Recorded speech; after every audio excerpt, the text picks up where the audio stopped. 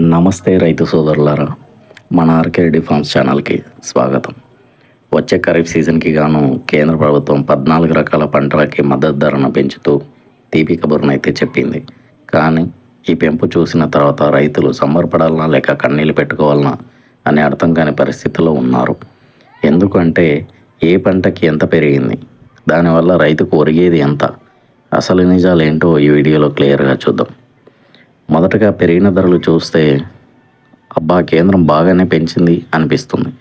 ఎందుకంటే సన్ఫ్లవర్కి ఏకంగా క్వింటాలకు 622 రూపాయల పెంచారు. అలాగే వలసలు నైజర్ సీడ్స్కి గాను 515 రూపాయలనైతే పెంచడం జరిగింది. కానీ అసలు ట్విస్ట్ ఏంటంటే మన రాష్ట్రంలో ఈ రెండు పంటలు వేసే రైతులు ఎంతమంది? చాలా అంటే చాలా తక్కువ.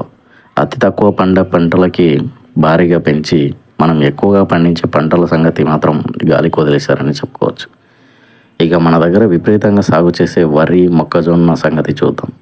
వరి సాధారణ రకంకి అదేవిధంగా గ్రేడ్ ఏ రకానికి కేంద్రం పెంచింది కేవలం 72 రూపాయలు మాత్రమే.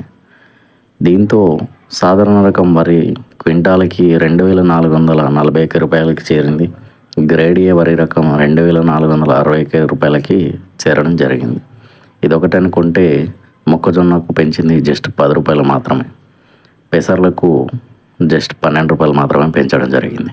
ఇక జొన్నలు, కందులు, మినుములు, పత్తి విషయంలో కాస్తో కూస్తో పర్వాలేదు అనిపించిన ప్రధాన పంటల రైతులకి మాత్రం ఇది నిరాశ అని చెప్పుకోవచ్చు.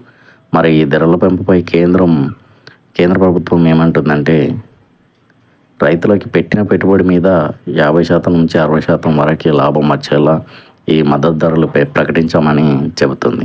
కానీ ఏసీ గదుల్లో కూర్చుని వేసే జాతీయ స్థాయి గణాంకాలకు మన పల్లెల్లో రైతులు పడుతున్న గ్రౌండ్ లెవెల్ కష్టాలకు అసలు పొందడం లేదు. ఏటేటా ఎరువుల ధరలు, కూలీల ఖర్చులు, ట్రాక్టర్ కిరాయిలు విపరీతంగా పెరిగిపోతున్నాయి. ఈ 10 రూపాయలు 70 రూపాయల పెంపులతో ఏ మూలకు సరిపోతుందని రైతు సంఘాలు ప్రశ్నిస్తున్నాయి.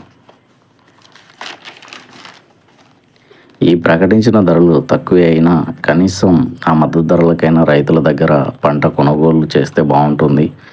దళారుల దోపిడీ లేకుండా కేంద్ర రాష్ట్ర ప్రభుత్వాలు ఈ మద్దతు ధరలు పక్కాగా అమలయ్యేలా చూడాల్సిన బాధ్యత ఉందని మన ఆర్కేరెడ్డి ఫార్మ్స్ ఛానల్ తరఫున అయితే విన్నపం చేసుకోవడం జరుగుతుంది.